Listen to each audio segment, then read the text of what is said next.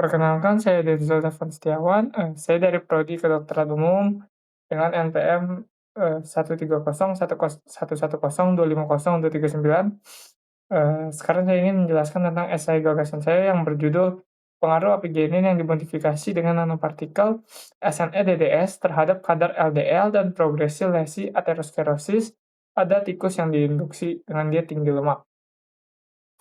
Jadi, latar belakangnya itu, penyakit kardiovaskular masih menjadi penyebab kematian utama di dunia. Sekitar 85% kematian di antaranya akibat serangan jantung yang umumnya itu berawal dari proses aterosklerosis.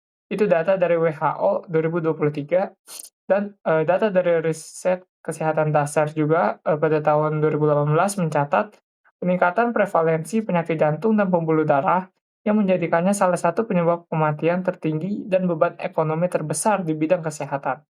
Data ini menunjukkan bahwa aterosklerosis merupakan masalah kesehatan global dan nasional yang perlu mendapat perhatian serius. Rumusan masalah. Yang pertama ada, apakah pemberian apigenin dalam formulasi SNE-DDS mampu menurunkan kadar LDL pada tikus yang diinduksi dengan diet tinggi lemak?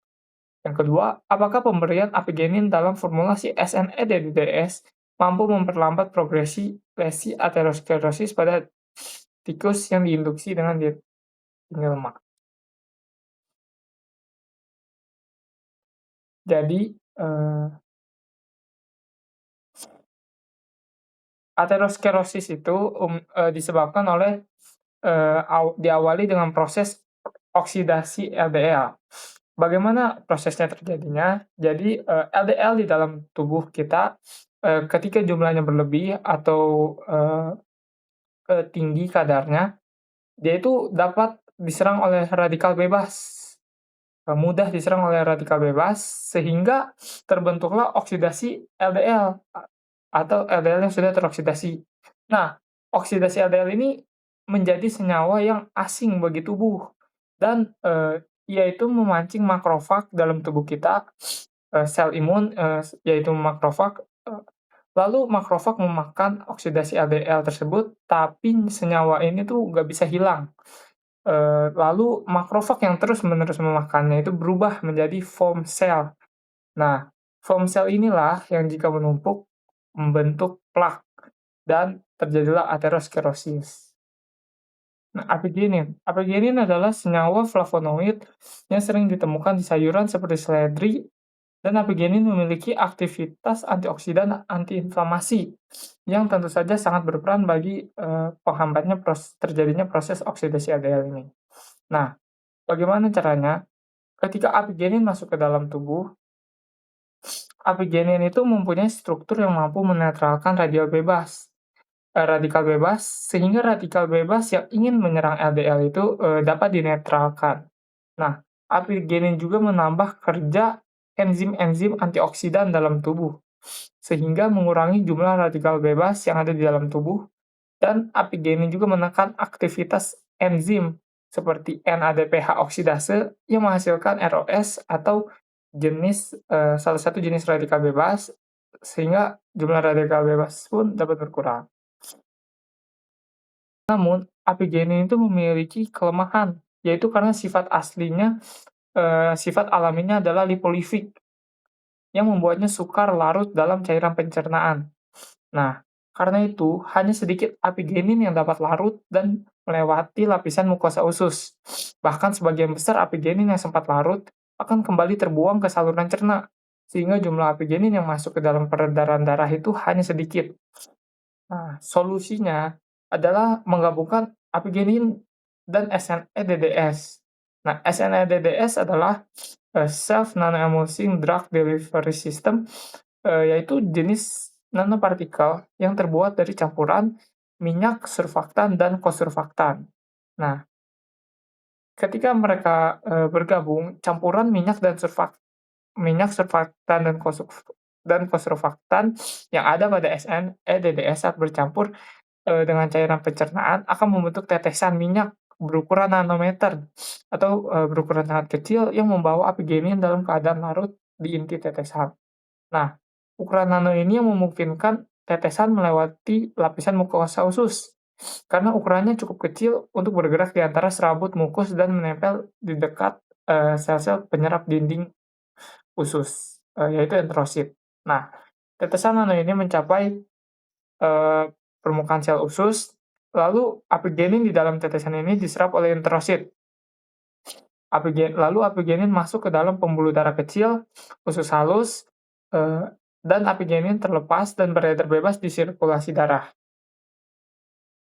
Nah, cara membuatnya, bagaimana formulasi SNE-DDS dengan apigenin ini? Yang pertama itu kita membuat formulasi SNE-DDS-nya dulu, yaitu dengan mencampurkan minyak, surfaktan, dan fossurfaktan. Nah, lalu kita masukkan apigenin sedikit demi sedikit sambil diaduk dengan magnetic stirrer hingga apigenin larut sempurna dalam fase minyak. Nah, kemudian, jadilah formulasi apigenin dalam SNE-DDS.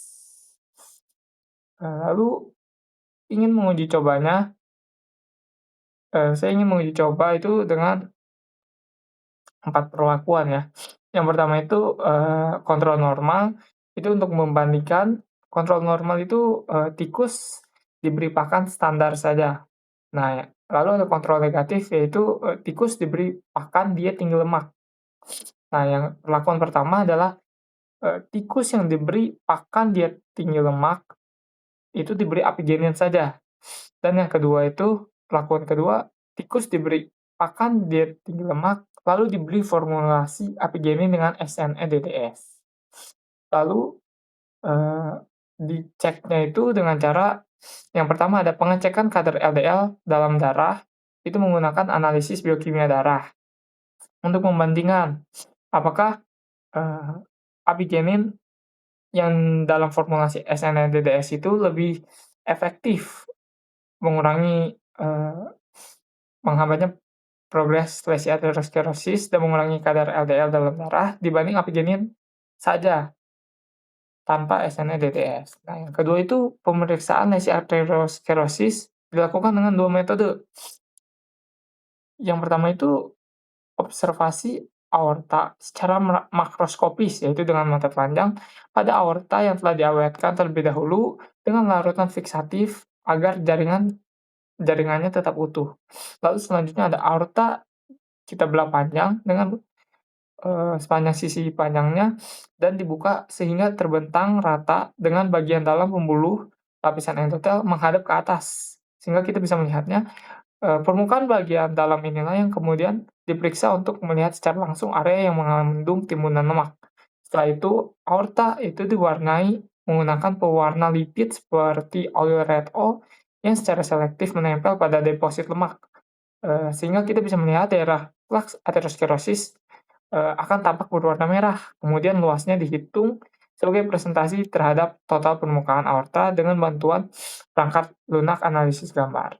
Nah, cara yang kedua itu pemeriksaan aorta secara histologis dengan mikroskop, pada jaringan aorta yang diiris. Untuk dibuat preparat histologi, nah jadi yaitu dengan memotong bagian aorta menjadi irisan tipis dan menempatkannya di kaca objek untuk diamati di bawah mikroskop. Setelah itu diberi, pewarna jaringan. Nah, cara ini memungkinkan kita peneliti menilai ketebalan dinding arteri, luas dan komposisi plak, serta perubahan struktur pembuluh darah secara lebih rinci. Kembali lagi kenapa apigenin yang saya pilih, flavonoid yang saya pilih, kenapa tidak flavonoid lain yang mempunyai sifat antioksidannya yang lebih tinggi seperti antosianin. Nah, yang pertama itu sifat antioksidan yang dimiliki antosianin itu bersifat, lebih umum daripada apigenin. Antosianin itu hanya, mengurangi radikal bebas di dalam tubuh, sehingga LDL dapat sedikit lebih aman. Tapi antosianin itu tidak memiliki, sifat yang ketika masuk ke dalam tubuh itu mereka mengaktifkan enzim seperti apigenin. Apigenin itu mengaktifkan enzim-enzim, antioksidan dalam tubuh kita dan juga menekan aktivitas enzim seperti NADPH oksidase yang menghasilkan radikal bebas juga. Nah, Antosianin itu dan flavonoid yang memiliki, sifat antioksidan lainnya itu tidak memiliki sifat seperti apigenin yang itu. Nah, apigenin juga punya sifat antiinflamasi, yang juga menghambat ekspresi molekul inflamasi di endotel. Nah, sehingga mengurangi aktivitas makrofag dalam memakan oksidasi ADL yang ada di sini. Nah, makrofag itu, terpancingnya makrofag itu dapat berkurang oleh apigenin. Dan juga, sebagai tambahan, antosianin itu, bersifat hidrofilik yang mudah larut, dalam air sehingga tidak cocok jika kita kombinasikan dengan, nanopartikel SNE-DDS. Seperti itu aja, sekian dari saya, terima kasih.